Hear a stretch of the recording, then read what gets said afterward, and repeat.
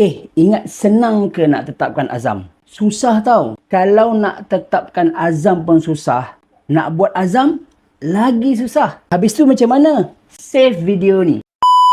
Kalau kita nak tetapkan azam, ingat dua perkara ini.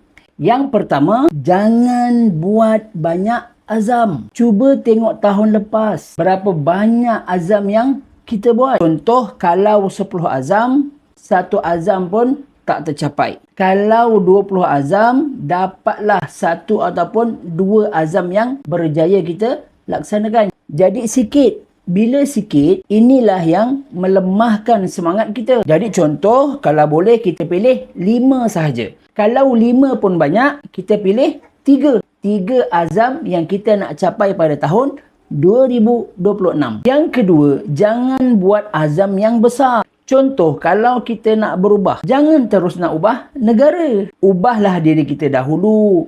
Ubah keluarga kita dahulu. Sebab kalau nak ubah negara, kita perlukan struktur, ilmu, rangkaian, masa, strategi, sistem, dana, pengaruh dan sebagainya. Jadi kalau semua tu belum ada, kita hanya guna semangat sahaja, memang cepatlah kita gagal capai azam kita. Dan bila gagal, kita akan salahkan diri kita. Salahkan diri kita, kita akan putus asa. Jadi kita fokus yang kecil-kecil dahulu. Jadi apa azam anda tahun ni? Kongsikan di ruang komen.